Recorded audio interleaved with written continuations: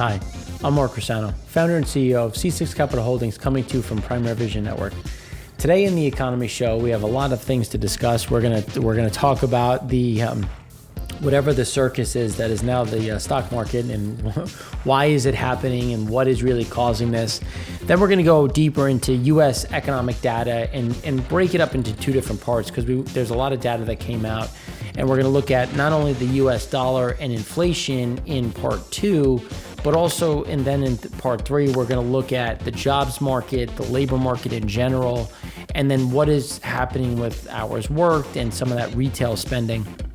Then we're going to go further into Europe and why we think why the euro is inherently in the driver's seat when we look at the US dollar and some of these underlying components. And then in the last segment, we're going to look at China and Asia in general, but we're going to talk about the raw material supply chain of some of this green revolution, and some update on the Chinese-India skirmish that happened in Sikkim. So there's a lot to talk about. We'll try to go quickly and not keep it too long. And then if you have any questions, please let us know, because your support is appreciated. So please like, share, subscribe. So let's just kick it off. I mean, when I snagged this morning, it's probably too late now, but this is a Goldman Sachs index, and it's an equally weighted basket of the 50 highest short interest names in the Russell 3000. So you can see just the absurdity of it, which it currently sits at it on this move higher. And what's in it? We have GameStop, we have some of these other different components of AMC, and again, this is why when you look at the market, we're getting what's called a degrossing, or where companies that are typically short, you have a long against it, and when you're doing this, you're covering one, you're selling the other, and you're just grossing your whole book down and then shifting into cash or some other type of safer asset. So this is a huge shift in the market, and this is why again the question has come down: is this legal? Is this not legal? And let's be clear right now. So right now, if there is no collusion, there is nothing that is illegal about it. The bigger issue that's going to come about, especially when we start talking about Reddit and Wall Street bets, and not to begrudge the situation, but it's not watched by compliance. So there's really nothing to say, unless there was some underlying component where the guys planned on buying different strikes at different times to game the market. Without something that direct, the only real problem is, when did you buy these assets ahead of maybe for your fund and or your investors? This could become an issue, and it may just become more regulated under the Wall Street bet side.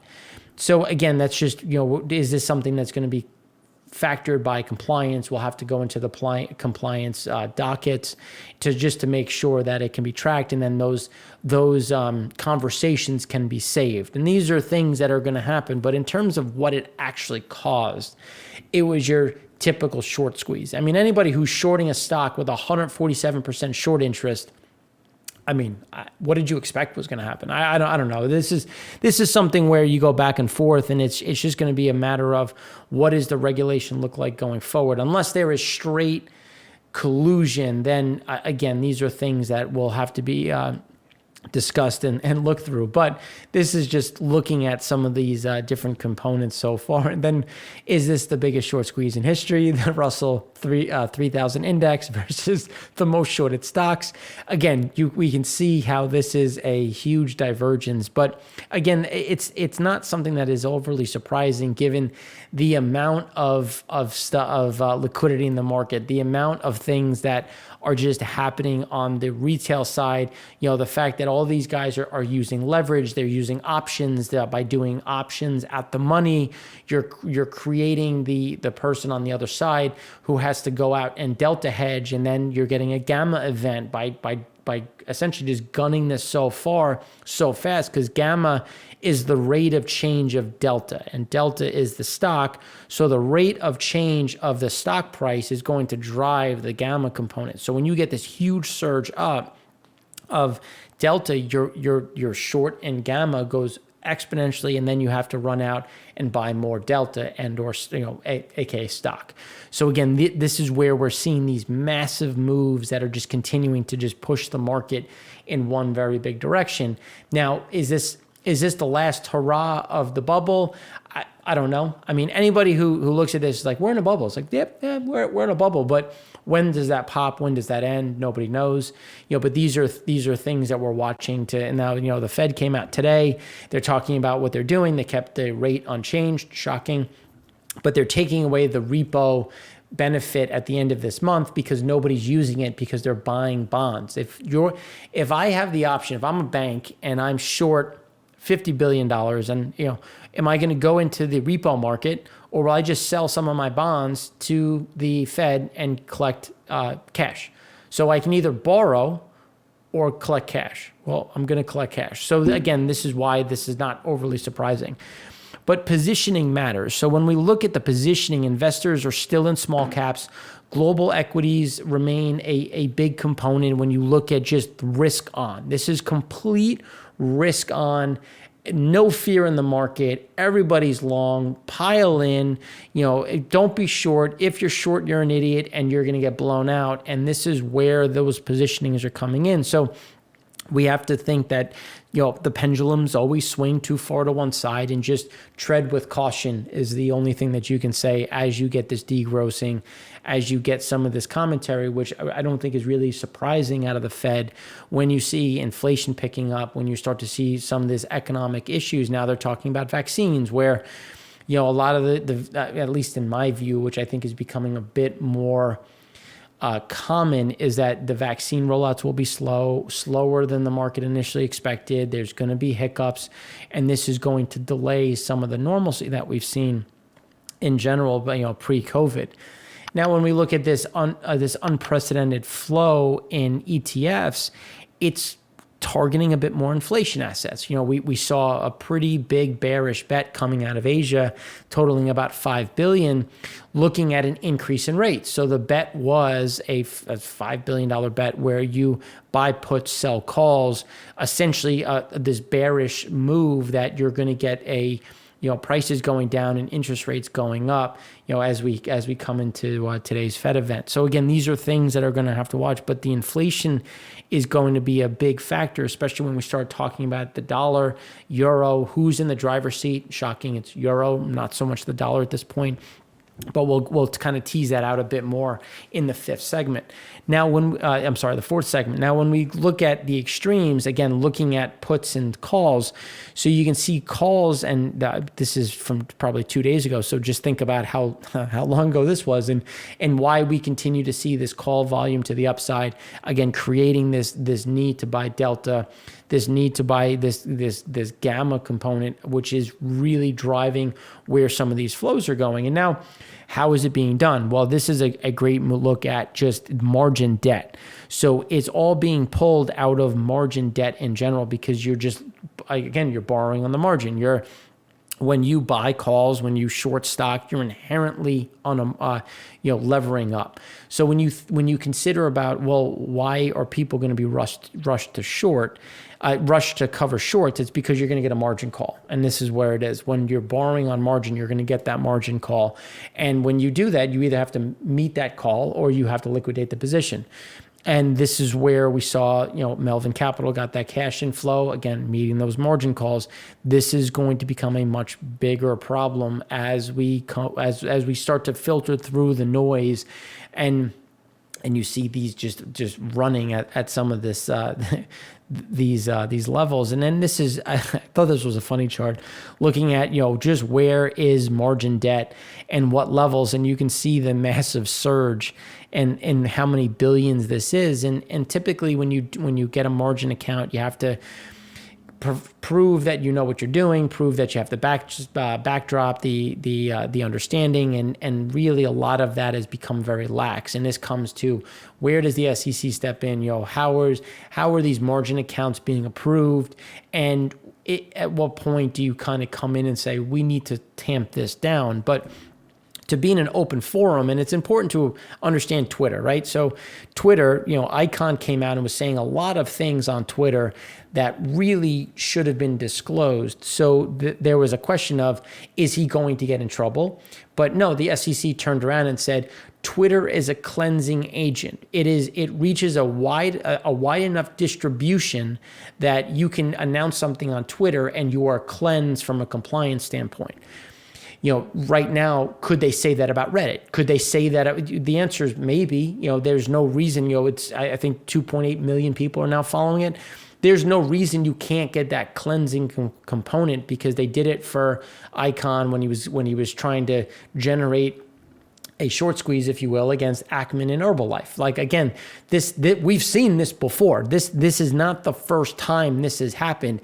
It was just one hedge fund titan against another, and this is a lot of retail investors against the hedge fund managers. It's not. This isn't the first. This is not, very few times can you say this is the first time we've ever seen this happen. Really isn't. It's just the players are slightly different, but the mechanisms are the same. So there's going to be a lot of information around this, and how is this going to shake out in terms of, regulation, and how does, where does this go? Because when we look at margin debt from a year ago, you can see the massive surge just in terms of from a year ago, how this continues to go higher in general as we continue to see this push higher. Now, with all of that being said, well, the market is one thing. We know what the market is. And then there's the economy. Now, what is the economy saying? So according to the IMF, things are getting better. And for them, the IMF now projects 2021 will be the best year for global growth since 2007. Obviously, we had a big down year. But as we keep coming back to this, we think is still overstated, given the fact that China is going to slow. Asia is going to get better. India will grow. There will be growth. It just won't be at the expectation of that, let's call it 5.5%, because Europe is already back into lockdowns. They're starting to take down their numbers. The U.S. is going to be very much driven by stimulus. And then what does everyone do with that stimulus, which we'll talk about in the next few segments. And then it'll be a matter of, well, how quickly are we getting back to normal? And just looking at the underlying health of things, it just remains concerning, just given where the vaccines are, where the spread of COVID remains, and what are these new variants going to do? Are they going to get worse? Are they going to get better? Or can we adjust and address it faster? I mean, these are things that we really don't know, and we're just looking at these leading indicators, high frequency data points, and we believe that this is very overstated. And not by, I shouldn't say very, is it 3% or 5%? I would err towards 3%, just given where we sit today. But again, there's a lot of things. 2021 is a long year. We're in January 27th. There's a lot of time to see how this all comes out. And again, these are estimates. These are projections. They can easily come down. They can go up. This is something where I think they will start to get tempered as we go through and see how does China react to the Lunar New Year slowdown. How quickly do they come out? Where are exports in general? And these are things to consider. And when we look at the COVID response, this is coming back to what is the debt levels. And you can see just where the whole government debt continues to go, the debt issued in 2020, and just where they're going to continue to issue debt. What will it cost? What is the inherent component? So the average interest rate on government debt that was issued is going to continue to kind of see that drift higher as we have these rolls, as we have some of these numbers going up. And now Lagarde came out saying, look, we can cut rates again, and they're going to become more active to try to knock down the euro. And that's going to be something to watch, because the euro is really in the driver's seat, given the fact that there's so many people short the dollar versus long the euro, and the dollar is the short end of a lot of different trades. And now we're seeing the dollar, pretty much holding these lines after the Fed maintained its dovish stance. So again, there's not really too much to be said in terms of where is the dollar going to go from here, and if we start to get some of an unwind. But the government debt, like Portugal just said that they didn't take in as much revenue as expected, their deficit's going to get bigger. And these, when we look at deficits, we think that the deficits are going to be what to watch as government revenue struggles, and they're going to have to issue debt to fill that void. And we can already see just the levels in which we sit. Now, when we look at the governments have more debt at lower cost, which is good, but at what point does the cost go up? And that's when we start to look at when you roll it, when you have to increase it. We'll talk about in segment 5, perpetual debt at Chinese banks. What does it mean? Why is that a problem on a levered level? And we can see just where the debt interest continues to go up. And given the debt levels are expected to be flat, which we all know is a lie. So it's just a matter of where do some of those debt levels continue to go as the stimulus continues to roll in, and then where is that going to go on a G7 basis?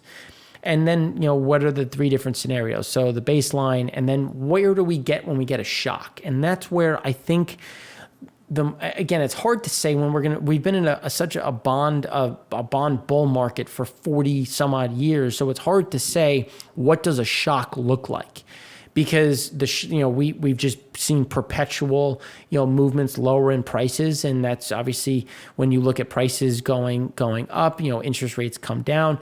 Well, what happens if we get that rate increase and we get that, 1-2% price shock on interest rates, which means that prices will go down, and if prices go down, then interest rates go up. Again, they're an inverse relationship, and you can see just the pain that would come in fairly quickly on a percentage of GDP. And this is why it's not something to ignore, even though everyone looks at it as like, oh well, the Fed will keep buying it, central banks will keep buying it.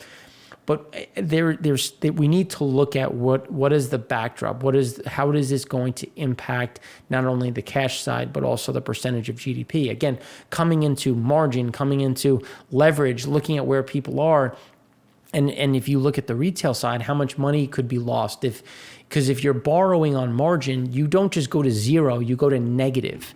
And if you go to zero, if you're not smart enough to lock some of this in, again, these are some of the issues that need to be considered, especially when we're looking at, again, the servicing debt. And this is just looking at some of those interest payments as we go through some of these different interest costs by 2030. And I think this is a good exercise to look at some of the pain that can happen in some of these areas, especially Italy. Like Italy is, I think, the biggest one when you consider what a pain could be and the percentage of GDP as they continue to stimulate, as they continue to push money into the market.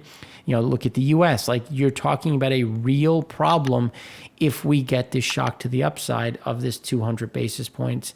Obviously this is where the cost starts to factor in. The view is that costs continue to go lower and will remain in this ever ending cycle, but this is where maybe we don't, and then this is what that pain and then what this cost would be to those levels. And again, look at the lockdown stringency. Look at the OECD side.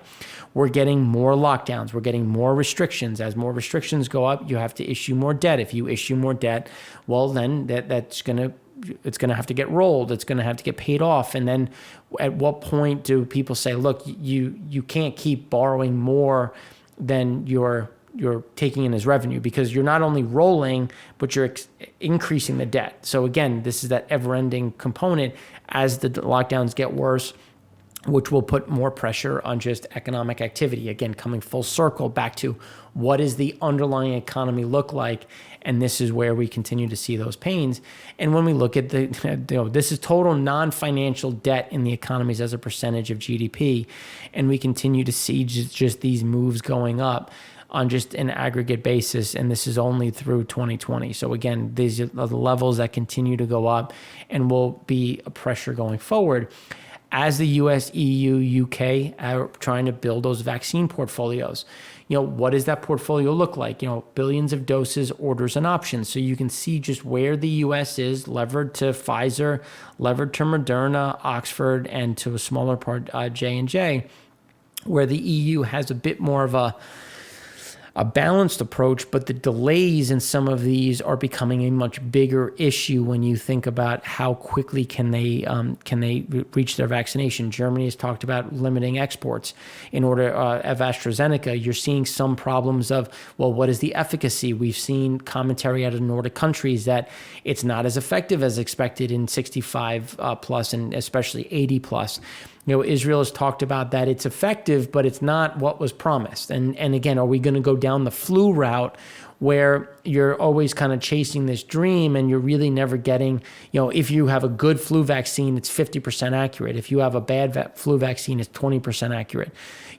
But the common is if you get the flu vaccine, it makes the flu less problematic if you get it. Now, again, these are things that we don't know yet, but when you're going from 0 to 100, we have to not only build and create the vaccine, we then have to manufacture the vaccine, then you have to get it into the market, then you have to store it when it's at market, then you have to give it to the people. Again, these are so many things, and it's going across the globe, across hundreds of millions of, billions of people.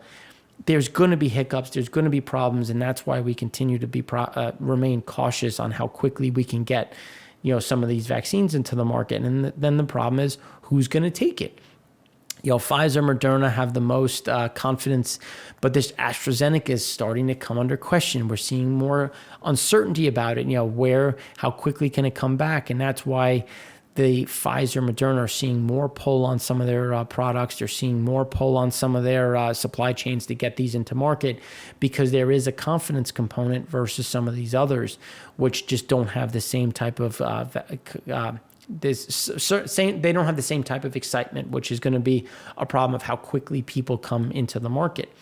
Now, the reason why we keep harping on the euro and Europe in general is when we look at the euro's gains, and this is why it doesn't help ECB policy. Now, this is an old chart, just because when you look at euro versus dollar at $1.22, we're currently at $1.21, so it started to come back. But the trade-weighted euro is the problem, because they need to knock this down to help their overall exports. Because when we look at Asia and we look at an additional amount of lockdowns, a resurgence of COVID cases in some key areas, it's going to become harder and harder for those countries to finance some of these exports from or I should say imports from Europe. So the crowded trade was, Lagarde can't do enough. The Powell's going to be endless.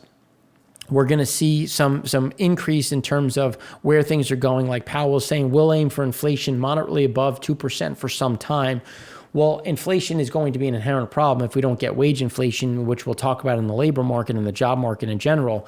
But even with these comments, the dollar's not falling, and it's because the euro and essentially Lagarde is saying, look, don't be long the euro too long, because we're going to have to do something to try to normalize this. Now, do you want to bet against the central bank? And the question is, well, maybe you can, because there's some uncertainty about it. But Germany, there was a call by Merkel's party to eliminate some of the debt ceilings that have been in place, which is going to be a big fight going forward. But again, these are things that have to be watched, because the ECB monetary policy is going to be a big driver on not only the euro, but also the dollar over the near to medium term. And it's because when we look at, where's world inflation? So for the Baltic rates have exploded, and we'll talk about this more. We talked about it in the EIA show segment 2, and we'll continue to talk about it. But you can see that there's typically a fairly close correlation to where this is going. And as the Baltic Global Index is going higher, world inflation shall follow, because there is still a lot of problems in the supply chain, moving things through the system, and you're starting to see those prices start to get realized and pushed through, which we'll talk about in some later segments. And then to round it out, this is looking at the top 10% holding 72% of financial assets. This is going to be those commentaries that we have to look at when we're as you listen to Powell, and put it into your mind's eye of who owns what and who has benefited the most from this type of move in the market. And this is the comparison of top 10% and bottom 50% of wealth quartiles and who owns what.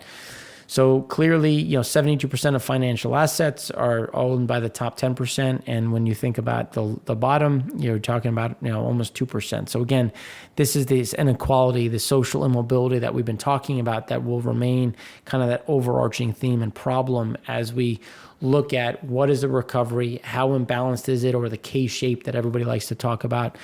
So these are things to consider as we go into the next segment and look at what's happening in the U.S., what's happening with some of the most recent economic data and inflation data points, which we think is a bit more concerning than clearly what Powell thinks.